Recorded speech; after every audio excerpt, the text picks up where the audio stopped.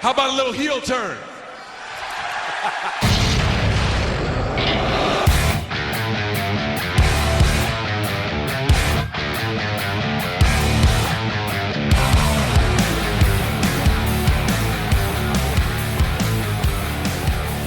Episode 3, Turning Heels. B Detroit, what's up, man? What's going on, Siino, man? Back again, talk some Turning Heels. What's going on, brother? Not much, man. Just relaxing here. Next couple days until I head out to Chicago. I'm excited, man. I still don't have my tickets for All Out, but I got my tickets to Chicago. That's all that matters. So if it ends up being me at a bar in Chicago watching QT Marshall and Paul White, who knows? But I mean, that's all we want to do is go to the bar and have a beer, watch the game. So that's all I want to do is grab a beer and go to the game. But other than that, how you been, man? How's everything? I've been chilling, man. It's been a nice, cool weekend. You know, very, very hot. Been stepping out, seeing some movies. You know. Yeah, I mean, first of all, like I see this shit in New Orleans, and my heart breaks, man, because we've been through all this shit before. I mean, we haven't been through it ourselves, obviously, but we've seen all this shit happen. So I just want to, first and foremost, put out my prayers and everything to everybody down there. Yeah, much love. But I went to the movies as well. I saw Candyman. Is that the same movie that you saw? I'm guessing. Same movie. Yeah, had to see it. What did you think? You know, I wouldn't say I didn't like it as much as it almost gives me hope that they're setting up for another movie.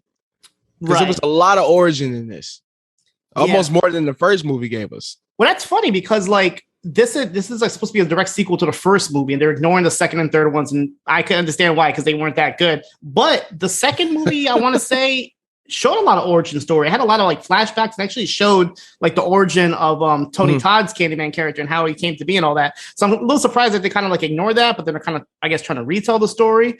Yeah, I'm the same way as you. Like, I didn't hate the movie. I had so much hype. Like when this was first announced, like it was obviously supposed to come out last year because of COVID and everything. I went and rewatched 1, 2, and 3. I was ready to go. And literally like right when I was ready to go, they pushed the movie back a whole year.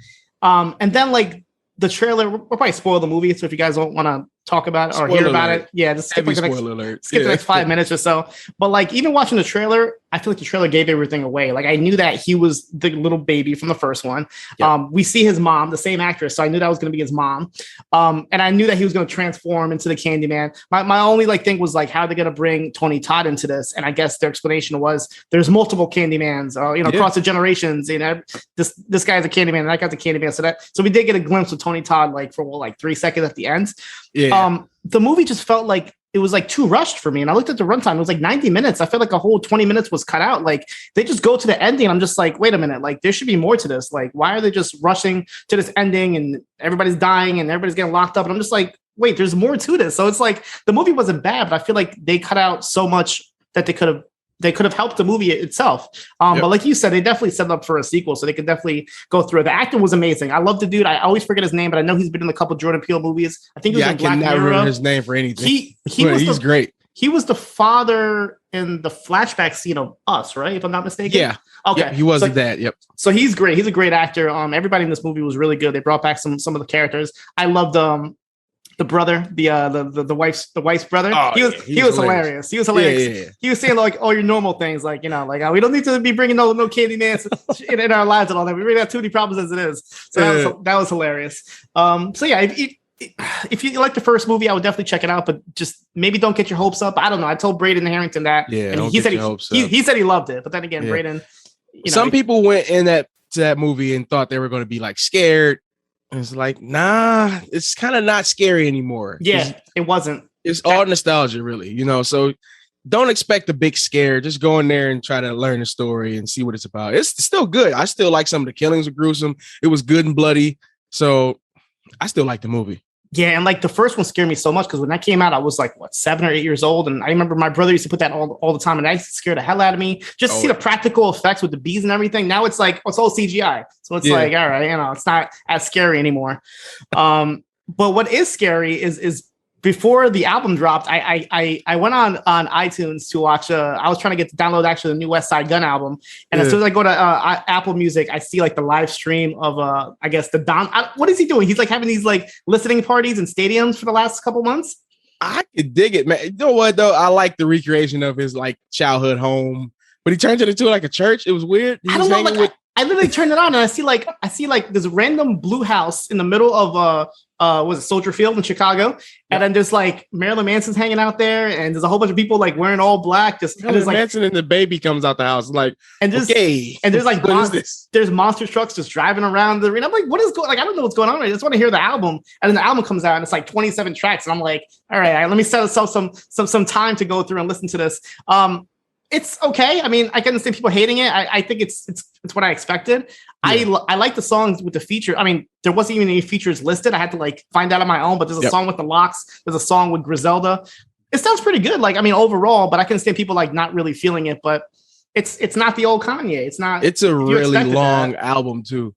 Like it's hard to really give it a grading because it's so long. It's 26 songs when you're used to listening to 14 or 15 songs, and half of those songs have interludes in the middle.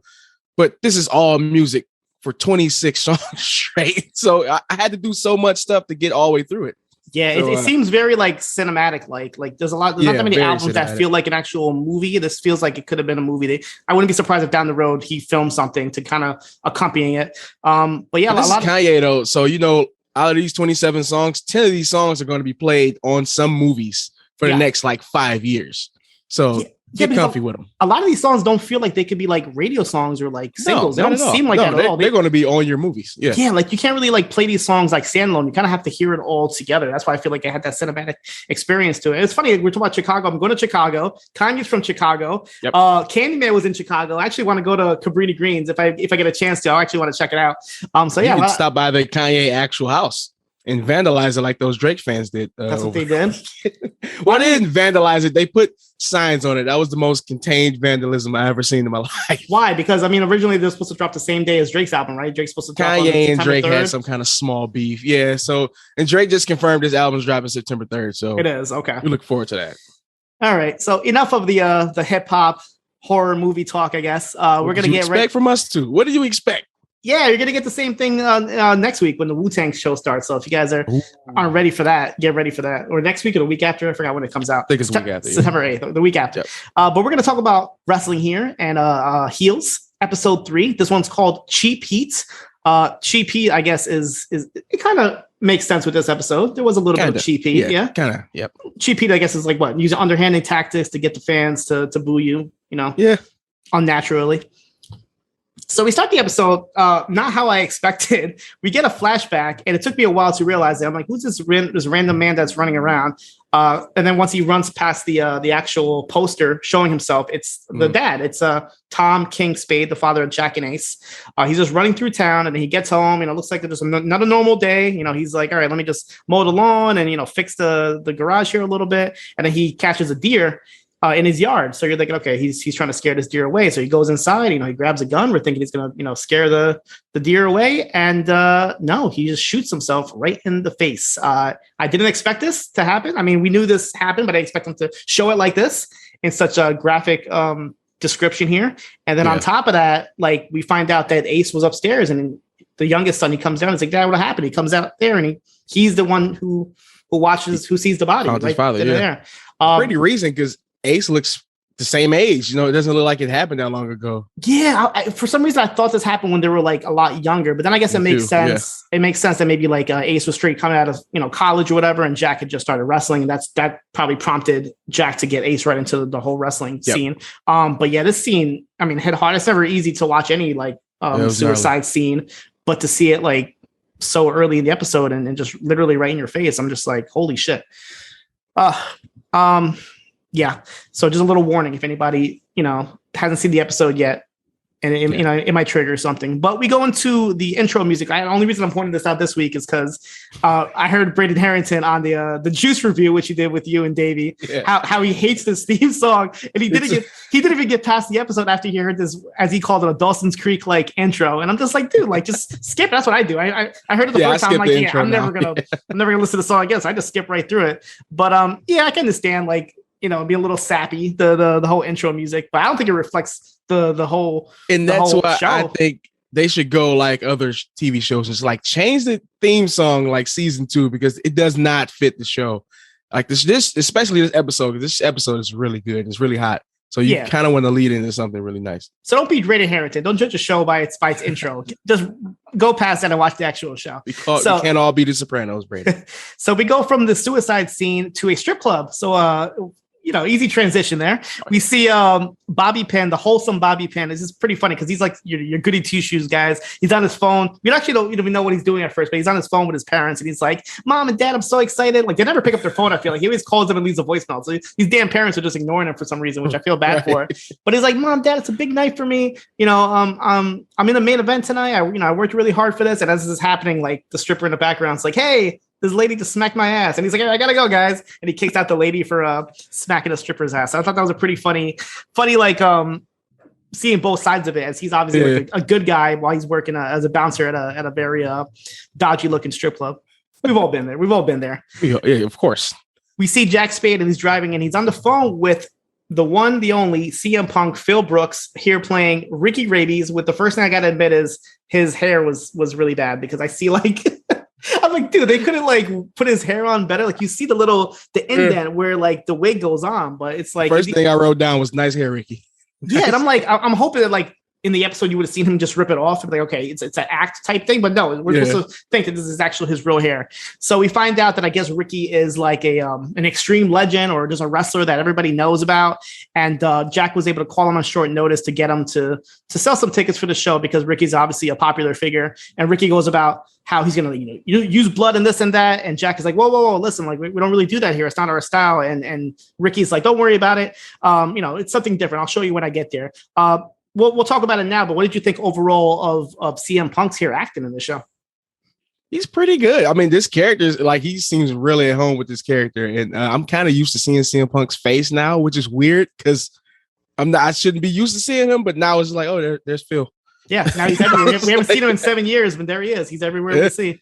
I liked him. I think he was like, obviously he knows his wrestling history. I feel like he might have taken like 4 or 5 different wrestlers and kind of melded them together and made it into this character. But just to see him play like this, like, I guess this like stereotypical Southern extreme wrestler, and we'll go into his whole gimmick when he actually comes out. But I think he was good. He actually like removed all his tattoos for this. I don't know if you saw the clip on Instagram, but he went through like 4 hours of like makeup where they actually have to go and like remove all his tattoos, which is crazy. Just to see him without tattoos is a visual. If you guys haven't seen didn't notice it until I seen that. Then I looked at the show again. I'm like, oh, okay, now I get it. It's the weirdest thing. I don't understand why, because like his character could have had tattoos. I guess maybe like what some of the tattoos represented, like Pepsi logo, I guess would have made sense. Cobra Commander, That's true. If you guys haven't seen it, check out the Up Next Facebook page. I put pictures up there without any like context at all. I'm like, oh, I can see CM Punk with no tattoos, just hoping that somebody's gonna be like, oh my god, he got them all removed. But just interesting here. We go backstage before the show, and we see Ace practicing a babyface promo into the mirror, and he says, "You know me, you know who I am. You know I'm someone you can believe in, and I let you down. Last time I was in the ring, I lost, but it wasn't losing the match that hurt the most. It was losing y'all." Then he goes, "It was losing y'all. I was betrayed by my brother. How many of y'all have been betrayed by someone you trust? I did the right thing. I played by the rules. I busted your tail, and the person double crossed you. What did you do after? You got back up. You wiped away your tears." He goes on and on about like, this very heartfelt babyface promo. And he's like, "This is not the end of the story. It's only my beginning." And then, he's all proud of it. And Crystal's like, "Yeah, it's a little too positive. You might want to, take it a different angle or so." But Big Brother Jack comes in and says, "No, it's perfect. Don't change a thing. It's perfect." And then they kind of go through the promo a little bit. Ace is like, maybe instead of saying wipe away the tears, I could say I could chuck some beer instead. And I could add the line about good always triumphs over evil. And then Jack's like, "No, it's not true. Good doesn't always triumph over evil." And Ace is like, "In the end it does. In the end it does." And Jack is like, no, don't use that. Don't use that. Funny line here. Jack is like, "Just make sure you beat Bobby in the main event and everybody will know that Ace is back." And then Ace is just like, "I never fucking went anywhere. Like, what do you mean I'm back? Like, I literally lost the one match last week and I'm already here. You never made me go anywhere." And then I swear that Cody Rhodes must have wrote this next line when he shoots on NXT. Yeah, Jack starts going about how like, don't worry about going up north, WWE. We're not going to say that, but don't worry about going to WWE. All they do is put you in years in developmental, then they just let you go and fire you because you're just a pawn. Which I'm just like, dude, they Come on. I mean, it's spot on. They're not wrong, but obviously they're taking shots on him. Tell him how you feel, Stephen Amell. Yeah, definitely Stephen Amell, Cody Rhodes, Tony Khan. Somebody put this. I feel like this episode felt like a commercial for AEW. It's like don't go to WWE, don't go to developmental. They're just going to use you, not use you for years, then just release you like you're nothing. He says DWL, it's not a pawn. You're not a pawn here, and you don't need to go up north. Basically, we go into this weird drunken phone call that Willie gets from Wild Bill. We'll find out later on. He keeps calling her throughout the show, and we have no idea what's going on. But we'll find out what our favorite Wild Bill is up to this week. Jack says that business is doing good, and that they brought in Ricky Rabies. But Willie says business is good. Basically, if they brought in Ricky, and then Willie says that, but at the same time, people are talking shit on the internet. About what happened with Ace and Jack. And then you could tell it kind of bothers Jack, but not really. He's like, what are they saying? It doesn't matter. Business is good, whatever. We go to Jack, who meets up with Eddie Earl, who I guess is like, what? He works at a church, but he also has a business. Yeah, he has like a pawn shop, right? Yeah, but he's also very like biblical, because I guess they're using like his verses from the church as like sponsored. Like you can tell that Jack is basically he's getting paid to use Eddie's business here. So it's pretty funny because there's like psalms and verses all throughout the arena. And Jack is even like, hey, listen, we could put some more on the ring apron. He makes up this proverb or whatever. And then just to like, get the Eddie's approval. And then Eddie's like, you know what? That sounds good and everything, but you should be like your dad. You should, make commercials for me. Sing the song. Just sing the song that your dad used to sing. And Jack is like, nah, I don't want to sing it. And then come on, sing the song. And then Jack, when your times get tough, you want to sell some stuff. That's a great impression. Come on down to Eddie Earl's. I was like, oh, this is like, you're. Oh, that's me. That was a great promo. I love Stephen Amell's from like Canada, right? Like Toronto. I'm pretty sure so. He does a really good AJ Styles impersonation. Yeah, I don't keep saying that every week, but that's what he's doing. He's doing a southern wrestler, but he does it really well, especially when he starts singing. It must be kind of tough. That was really good. We see Stacy, who's Jack's wife. She kind of meets up with some friends, some old friends here. They go get some drinks at a restaurant. We'll go back to that scene after.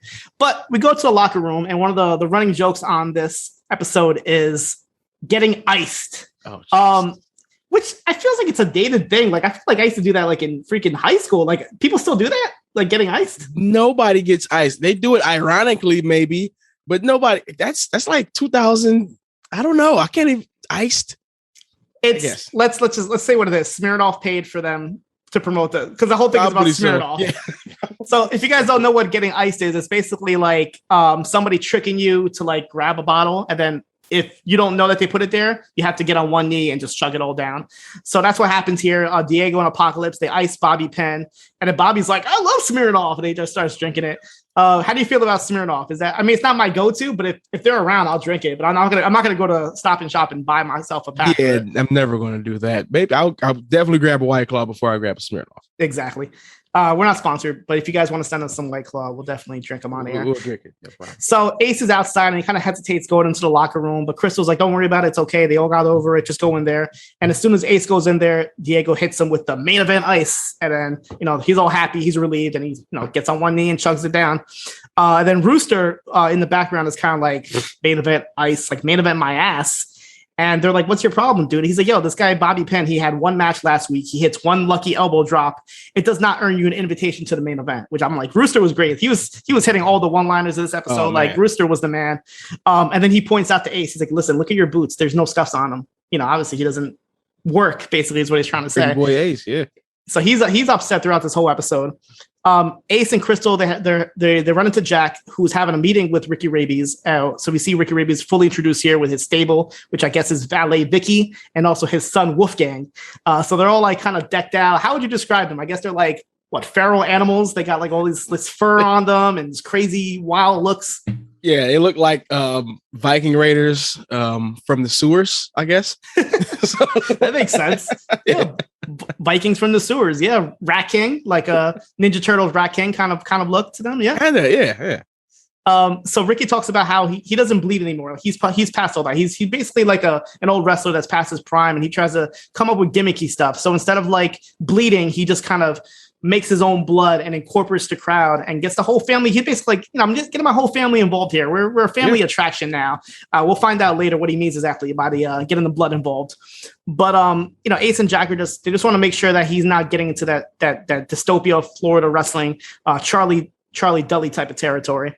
And then they all go out to leave, whatever. And I like this, like, kind of, it's like in the background, but I feel like CM Punk was definitely channeling his Jerry Lawler, because as his valet is leaving, he lets her go in front of her. And he kind of says like the old line, like, I hate seeing you leave, but I love watching you go. And I'm just like, that's like one of Jerry Lawler's go-to lines he's been saying since like 1992. So he definitely like was trying to incorporate like your old school wrestlers here. And then Ace is pissed. Like as soon as Ricky leaves the room, he's like, yo, what the fuck? Like he's here. That's why everybody's wearing Ricky Rabies shirts. Like they came in here to see him. They're not here to see me. I'm supposed to be the main event. And Jack is like, don't worry about it. Ricky, he's not a main event guy. He's just an opening act. We just brought him in here to bring the people in. But when they come in for him, they're coming back for you, basically. This is your show. You need to shine. He tells them not to worry about it. Just let them, they're going to cheer for you. And then Crystal kind of chimes in. She's like, maybe they'll even boo a little bit too. Like Crystal's definitely like been pushing the whole, like, you need to turn heel thing. The first person to say something about the heel turn. So yeah, Crystal's up. She knows what's up. So as Ace leaves the room, he's like, okay, fine, whatever. Quick question though, Jack, remind me again, what does it mean when someone's boots aren't scuffed? And Jack is like, it means you're a bad partner in the ring. So don't be a bad partner. So already like they're planting the seeds for Ace to kind of like get his shit together, basically. Mm-hmm. We go back to Stacy and her friends. They're having a good time. They're just, sipping their wine or whatever, rich Southern women like to do on their spare time. And then like the waiter kind of comes in out of nowhere and she's like, oh, don't worry about the bill. The appetizers are on me. It's an honor to serve Mrs. Jack Spade. And then the friends are like, what is he talking about? Whatever. And then the waiter's like, hey, by the way, you guys going to tonight's show at the Dome? Like I was trying to get, my shift off, but I couldn't do it. Tell me what's going on. Like, is Jack going to screw Ace again? This and that. And Stacey's like, I don't know what you're talking about. There's no wrestling here. There's no wrestling. And then the waiter's like, no, like he runs the Duffy Wrestling League. He's the promoter or whatever. And the friends are like, what? What's going on? I thought you told us that only his dad did it, whatever. And Stacey's like, oh, don't worry about it. But the friends are like totally with it. They're like, yo, take our drinks, put it in the to-go cups. We're going to go down to the Dome right now. And we're going to watch him wrestle. And Stacey, she's obviously embarrassed by the whole thing. She's like, oh, she just wants to be normal. She doesn't want people to talk about wrestling and all that. I understand her pain. Yeah, I kind of do, but her friends were really, really into it before they even stepped foot in the Dome. So why downplay it? Exactly. If you got a little bit of power and fame, why not, try to use it to your advantage? Exactly. So we go to this funny scene where Rooster is just in the bathroom taking a piss, and then Bobby Pin kind of pops his head off from the urinal. He's like, you got iced. And Rooster's like, what are you talking about? He looks down and there's like a Smirnoff bottle that he's pissing on. And he's like, really? You expect me to drink this shit? And then he's like, you know what? You can have this anyway. Like, I thought it was only for main eventers, like I'm not a main eventer. He basically just gives Bobby all this shit, whatever, beat in the main event. And then Apocalypse and Diego walk in and they're like, yo, relax. Like, calm down. It's not his fault that he's in the main event. And Rooster's like, oh, he's just dumb as a bag of dicks. And then Diego, for the line of the episode, he goes, don't say that. That's gender shaming. Dicks aren't predestined to be dumb. It's more appropriate to say that it's a willful idiocy of certain specific dumbasses attached to an individual dick. That makes the dick dumb. I was like, what the fuck? Where did this come from, Diego? Dick logic. That's dick logic. Shout out to Dickie Bird. If you guys haven't seen the making of Frank's Firefly Funhouse, check it out on YouTube. So Pac again says, it's not his fault he's in the main event. And, instead of being an asshole, Rooster, why don't you just go talk to Jack like I've been saying for the past 3 episodes? Like, stop complaining and do something about it. Rooster's like, yeah, I understand. I just need a push. And then Diego's like, listen, I need more than the push. And you guys all need to get the fuck out of here because I'm about to tear this bathroom up from the breakfast this morning. So Diego being the comedy relief of the shows, as always. We go to Vicky and Crystal, and Vicky's like basically giving Crystal advice about just treat your man right, and he'll be with you forever. He'll never get rid of you. He gives all these like tips and tricks to do. So Crystal goes and like right before the match the Ace has, he just kind of gives him a nice little massage, get them all ready for the match. Stacy and her friends show up and they're just excited. They're like, oh my God, this place is fucking lit. Like this shit. How come you didn't tell us about this? Like, I want to sit front row and touch the wrestlers. And Stacy's like, no. Let's sit in the back here. Like, let's not be seen, whatever. And then Rooster tries to talk to Jack, but Jack is like, not now. I'm kind of busy. And in all fairness, it really wasn't a good time because Ace is about to come out and cut a promo that's like kind of like very important to this company. So, hey, Rooster, you might want to wait till he's not watching his brother, live on TV here or whatever.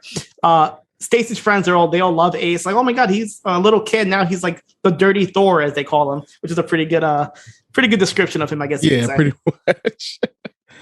So then Ace goes to cut the babyface promo that he's been preparing the whole episode, and before he can even say a word, the fans are just booing him. There's like cutout faces of him, like with the tears coming down his face. Like the crybaby fat head.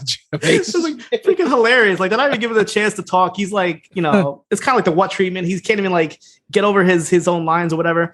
Then one lady just starts saying, "You're a crybaby," and he's like, "Who said that?" He's like, "I did." Crybaby, you're a crybaby. You're a crybaby. So she throws a pack of tissues at him, and then like the whole ECW with the chairs coming into the ring, but this is the whole ring with packs of Kleenex and tissues, which is hilarious because like obviously they're not going to hurt him, but it's just funny to see a whole bunch of tissues kind of just fill up the ring. So Ace is pissed off. He just walks out, and as he's walking out, Jack is like trying to call audible. He's like, "Listen, Bobby, go out there, save the segment, stop him." And then Ace pushes right by him. He fucking starts throwing everything in the back. He starts breaking stuff, and he's like, "Jack, what the hell is that? Everybody's booing me." And Jack is like, "Listen, it's not about booing or cheering. It's about generating heat. And that's what you did. You need to be a heel. If that doesn't show it, this proves that you need to be a heel."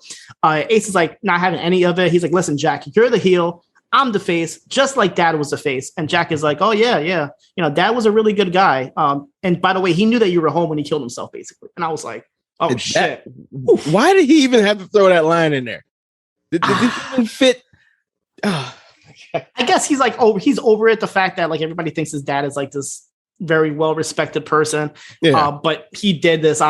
According to Jack, he purposely killed himself knowing that Ace was going to find his body, which is kind of crazy. By the way, we still didn't find out why he killed himself. We just kind of like, I guess his life, we'll maybe get more into it after, but I'm just under the assumption that maybe a lot of shit was going on in the dad's life and he just didn't want to deal with it anymore, basically. Mm-hmm. We go to some scenes of the show itself, and we see Apocalypse fighting someone who is supposed to be dressed like Diego Cottonmouth, but he's definitely not Diego Cottonmouth. Just a little bit smaller. Just a little bit. Yeah, and it's funny. It's funny the fact that he's a masked wrestler, so obviously he can put the mask on anybody. But I'm looking at it, I'm like, that's not Diego. But that's pretty smart that they used a masked wrestler to kind of play that part.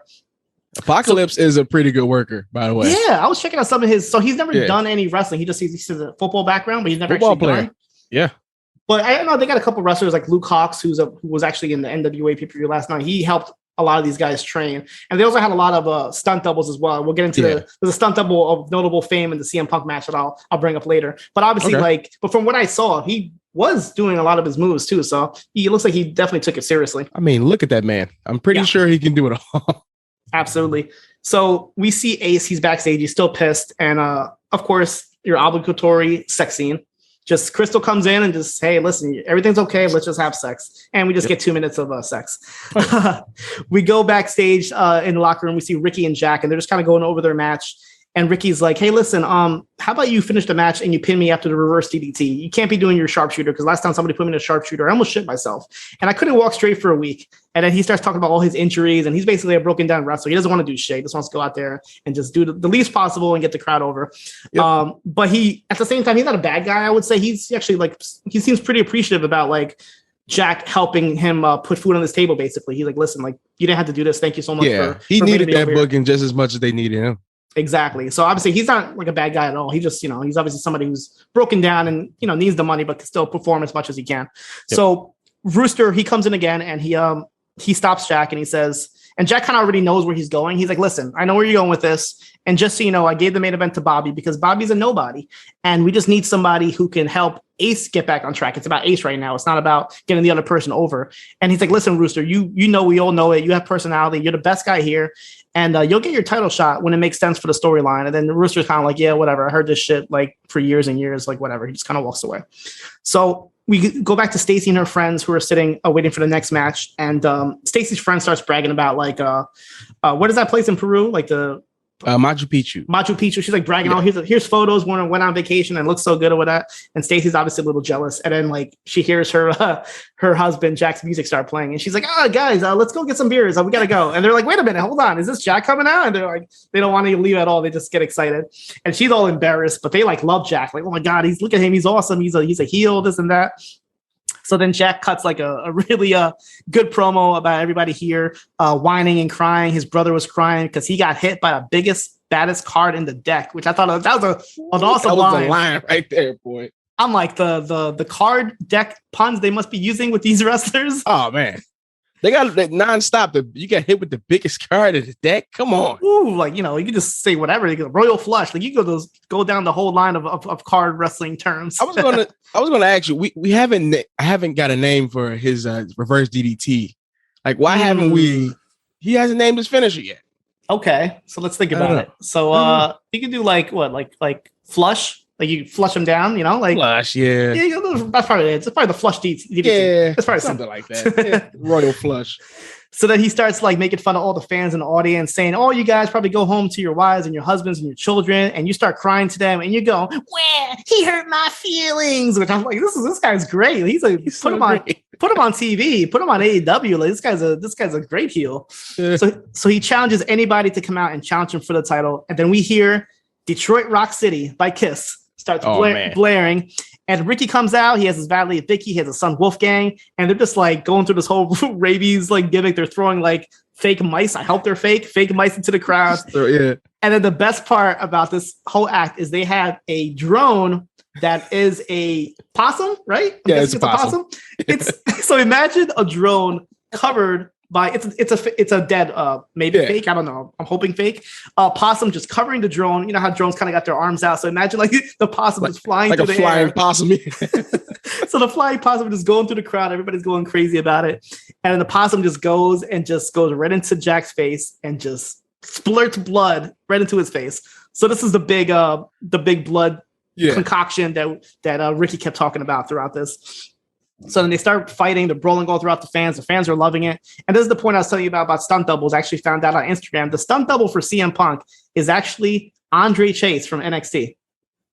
Really? Yeah. If you actually go on his Instagram page, you see him wearing the mohawk and all that. So he was all the mullet, whatever hair. So he actually was the stand-in stunt double for CM Punk, which is pretty funny to see. Like, NXT guy being a stunt double for an AEW guy. Obviously, this is filmed before probably either one of them were even in the companies. But I just thought it was pretty ironic that we saw this here. But I'm guessing at this point, maybe he wasn't really allowed to take many bumps because I'm pretty sure he was still doing like some acting at the point, CM Punk. So maybe in his contract, he just couldn't do the actual moves himself. So we go outside where we see Ace is kind of just still trying to clear his head a little bit, but Rooster's out there and Rooster's like, "Hey, come over here. I want to show you a quick video." And we see a video of Wild Bill, and it looks like he's naked and drunk on an airplane. Is that what it was? It looks like he has that championship from that Federation up north. Ooh. So he has that championship wrapped around him while he's naked, and he's on the airplane screaming he's Wild Bill. So obviously, so all these like phone calls that Willie was getting throughout the show was obviously Wild Bill probably trying to like figure out, hey, listen, how do I delete my Twitter account? Like, how do I get this shit off? Because he's obviously one of the wrestlers that went on Twitter at 2 a.m. and put a drunk video up and that somehow circulated, and now TMZ has this circulating area. That was hilarious. With the up north fed title wrapped around him while he's naked. So yes, it sounds like the wild plane ride from hell that they always talk about, which I think I think they're going to talk about that on the next season of Dark Side of the Ring. So I'm really looking forward to that because I've been hearing about that plane ride for years now. Rooster and Ace, they kind of have like a heart-to-heart conversation out here. And then, Rooster's all excited about Wild Bill video. And he's like, listen, this is great. I used to watch Wild Bill wrestle when I was like 16. And Ace is like, damn, how long you been wrestling? And he's like, listen, I've been doing this my whole life. Like I started training at 16. I ran through all the territories. Everybody knows me in Georgia. And then Ace is like, what happened? Like, did all these companies just fold? And Rooster's like, no, they all loved me, but they just labeled me as athletic. That's all I was. My personality can only get me through so far. And he's like, that championship only stands out against a white backdrop. I was like, woof. He said it. He's like, I went from prodigy to a veteran and I've never had a title. And then Ace is like, yeah, it's all Jack's fault. Jack's not booking you.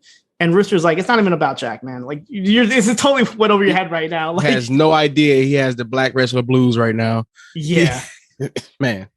So you want to speak about this? Like, obviously, this is a really great scene. Everything that he said, like he went from prodigy to vet without a title. It was like, dude, you can say that about so many black wrestlers. It's the same thing. I'm pretty sure a lot of those guys are going to watch this and like rejoice, like somebody finally saying what needs to be said. I mean, but it's already we kind of get what our due now. So I can't even say it's all bad still, but I understand that he's working in the South. It seems like he stayed in Atlanta forever. Yep. You know, so he definitely had to put some years on his body and some miles too. So from prodigy to vet, really fast. Yeah, and he looks like he's like probably still in his 30s, so he's a young vet on top of that.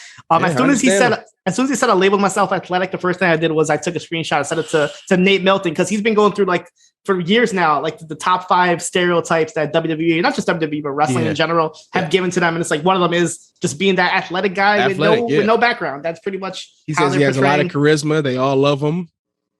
That sounds like black wrestlers to me. Yeah, so. Hopefully Rooster will get his due. What's the saying? A rooster will roost or something? I don't know. Something like that. I don't know. Something like that. So they're going on about it. And then obviously Ace is just total white guy, not understanding any of this. And he's like, yeah, fuck Jack. And he's like, Rooster's like, listen, nothing to do with Jack. You need to be a heel now. Basically, your brother's right. You need to be a heel. And Ace is like, I don't want to be a heel. And Rooster's like, listen, you cried in the ring. You cried in the ring. Like, you have to be a heel now after that. Yep. We go back to the match, and it seems like the ending here. And Ricky tries to hit an elbow drop, I guess, but he blows out his knee. This is CM Punk we're talking about. So Jack rope elbow drop, and he blows out his knee. So Jack is like, "Oh, time to take it home." So like, they start doing like a do-si-do around the ring. Like, don't know what's going on. Basically, like Jack is trying to get Ricky trapped into the ropes so he can hit his reverse DDT. He hits it, puts his feet on the ropes. That's it. Ends the match. As soon as the match ends, Jack heads to the back and he's like looking for Ace. Like, where's Ace? Where's Ace? We see Bobby's preparing for the main event, so he keeps doing push-ups. And Jack is like, stop doing push-ups. And then later on, he's like, stop doing push-ups. Like, Bobby's in the zone, just trying to get ready for the match. Get Jack. So Jack is like, oh, listen, I don't know where my brother is. We're just going to call an audible here. I'm going to wrestle Bobby. And Willie's like, you can't wrestle him. You already had a match. You can't have 2 matches in a day. Jack is like, we have to do this. We have to do this. Hit Bobby's entrance music. By the way, what is Bobby's entrance music? And Bobby's like, it's a rap that I wrote. So I don't know if you got a chance to hear any of the rap, but I heard some of it. I had to go and listen to the background. And some of the lyrics is gonna sing ya, gonna win ya, gonna pin ya, Bobby Pin, because his name is Bobby Pin. I was like, I want the full track to come out at this point. I want to hear the Bobby Pin raps. Me too. So right as Jack is about to head out there, Ace shows up, total different attitude. Obviously, his conversation with Rooster put him in a different mindset. So he's like, I'm good to go. And Jack is like, you sure you're good, man? You don't look good. And Ace is like, what? You're afraid I'm going to go off script? Oof. So Q ride the lightning. Ace runs out, brand new attitude, doesn't give a fuck about the fans. Walks to the ring. Bobby's like, listen, I don't know what to do. And Ace is like, shut the fuck up, follow my lead. And he starts doing more heel moves. He starts like pulling the hair. He's doing all these like, cheap shots or cheap heat. Starts hitting him down low and all that. And when the referee's not looking, he hits the low blow. He stuffs a tissue down Bobby's throat, which is a callback to earlier in the show. And this is it. This is his heel turn. And everybody backstage is like happy about it. Jack is smiling, Willie's smiling. Stacy, not so much. Stacy's like, damn, I can't believe they turned him heel. Like, what's going on here? Crystal's loving it. Yeah, Crystal's like, yeah, finally, she's over there like she's losing her mind. She's the one that threw the tissue in the ring. She's like, yeah, do it. I want to be a heel. So then Ace wins the match. He starts yelling at the crowd. He's like, if there's a fire, I did it. If there's an earthquake, I did it. You don't know what you got coming for you. So as all this is happening, the one person that probably isn't happy at all is Rooster, because Rooster's like, fuck. Like, now they're just gonna push, Jack is a baby face and he's the heel. Because I'm guessing Rooster is a heel wrestler. Right? I mean, from what I see, Rooster's kind of a face, I think. Is he? His offense shows that he's a face. I don't know. Yeah, he has they showed it early in the episode, but he has like a nice little fancy cape. He kind of reminds me of I don't know. He kind of gives me like Ernest the Cat Miller vibes. Kind of. A little bit, like with the cape and everything. He's a real showboating and all that. Mm-hmm. So he's upset and he just walks away from the back. He's like, oh, fuck this shit. I'm never going to get a main event match now. But as Ace goes to the backstage, everybody's happy. They're all clapping for him. Great job, Ace. Great job. And Crystal's like, yeah. And he just pushes Crystal off. He's like, get the fuck off me. I'm not your boyfriend. I'm like, damn. So Jack is like, yo, relax. And Willie kind of gives him the side eye. And Ace is like, what you gonna do about it, bitch? And I was like, yo, what is going on? So Jack is like, yo, relax. Like, first, let me take you to the side. Let me talk to you. What, why are you calling her a bitch? What's going on? And he's like, listen, you wanted to be a heel, right? Guess what? I'm a heel. This is me. So this is the full heel turn for Ace, it looks like, in real life and in wrestling. Yo, the thing was, even watching him turn heel, it was, first of all, I want to give credit to those guys. That was an amazing heel turn. Even by TV show standards, it was great. The slow motion and everything. Going back into the backstage, I felt good, because everybody was They clapped up Bobby Penn when he came in. Everybody was feeling good, and then Ace just cut us all down. Yeah, he's like, cut us all down. Yeah, that was great. He's like, get off of me, bitch. You shut the fuck up, bitch. I was like, oh my God, like you're taking this heel thing a little too far. Yeah, too far. No, but I agree. The whole like storyline. I mean, I'm pretty sure we've seen this in wrestling, but I thought it was a good idea to like start the show with like this big baby face hurrah promo, and the fans are like, kind of reminds me of Rocky Maivia when he was out there like doing the whole like, yeah, Rocky, and everybody's like, Rocky sucks, Rocky dies, and then he kind of just did the whole. It wasn't in one night, obviously, but he kind of did a similar thing like that. But I would love to see that done again, where somebody just starts the show, gets booed on, and then they call an audible and just turn them heel in the same night. That'd be pretty cool if they do it right. That was pretty dope, right? I'm trying to think of somebody, who would be awesome for like a Jungle Boy.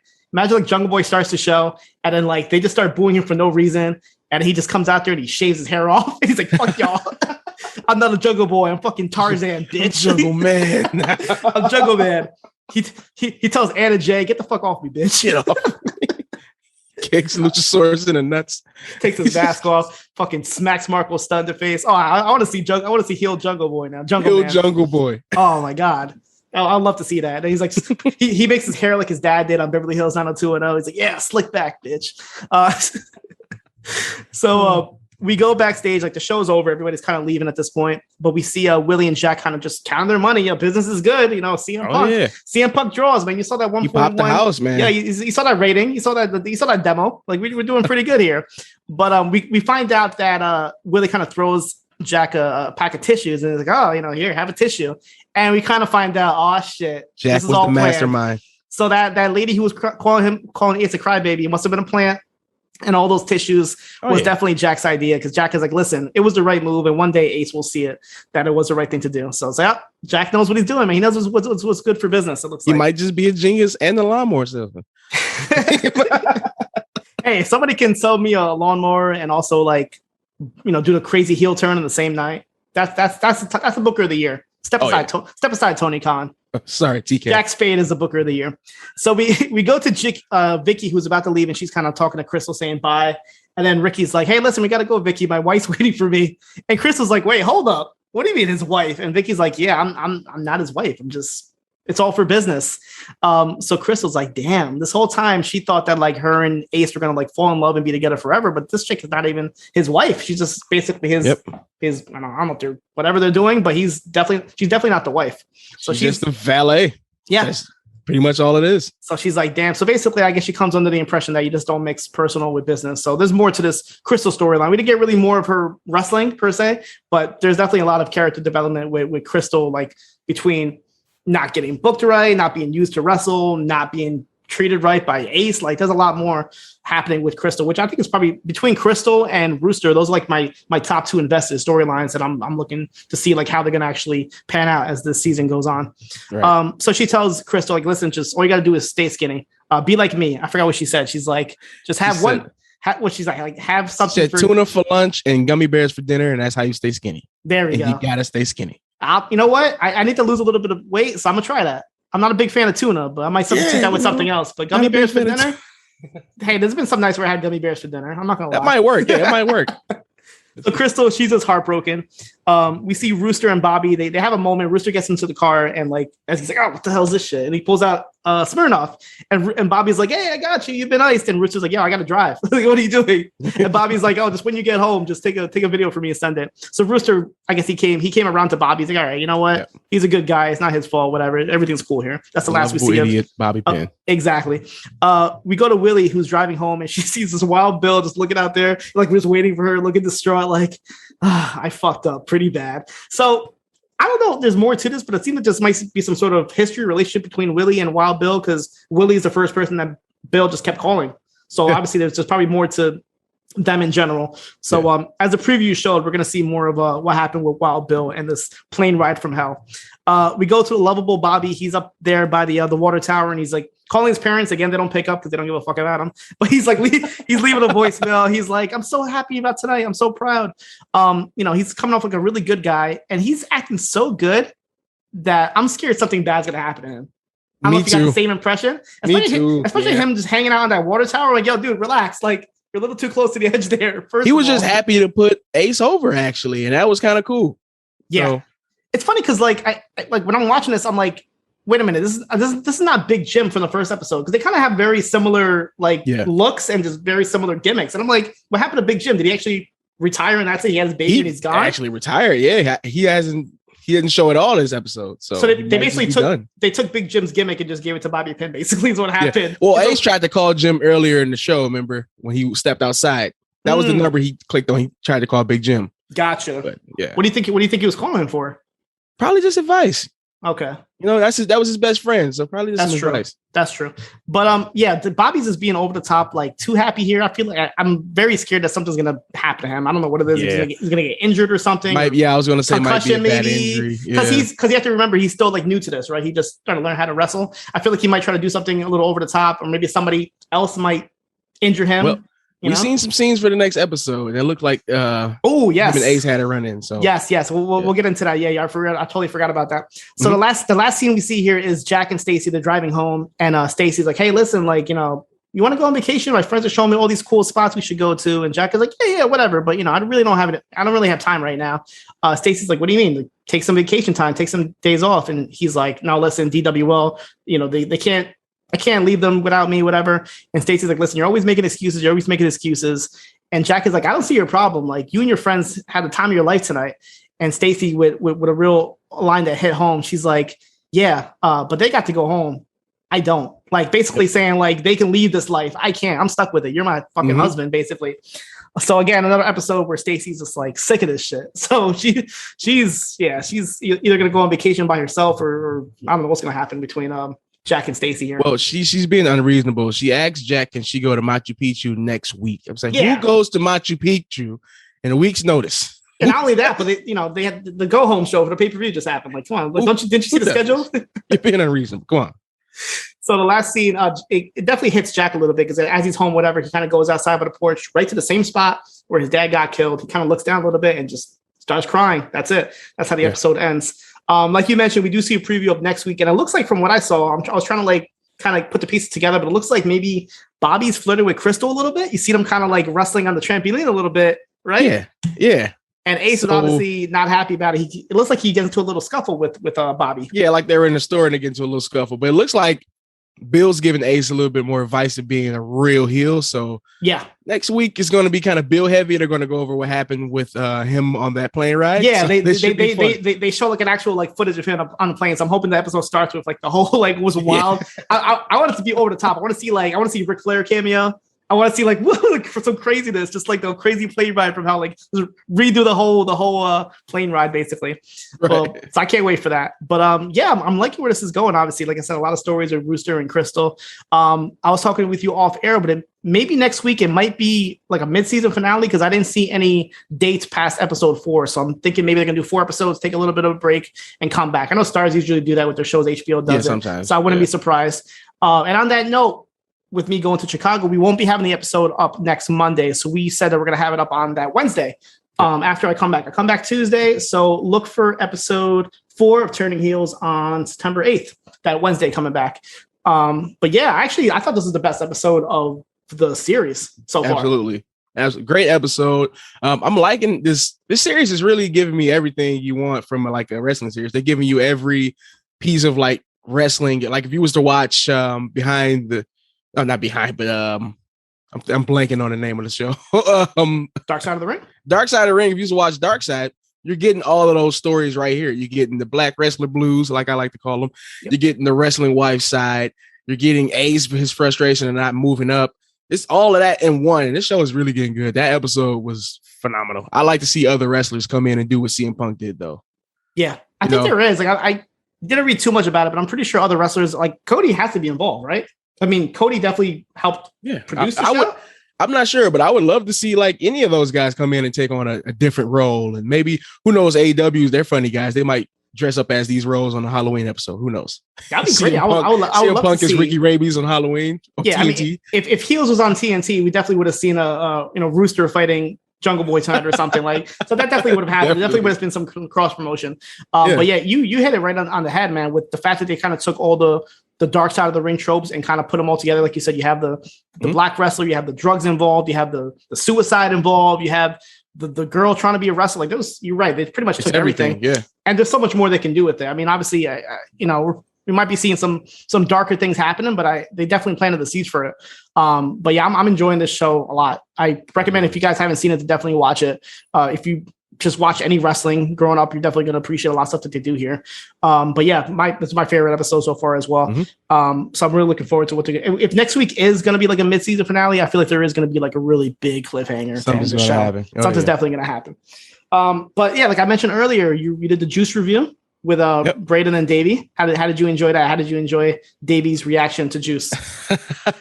It was funny to hear just Davey just giving his takes on Tupac's acting. That was funny too, and just going over some old hip hop history with Braden. That was cool. But it's always fun talking to those guys.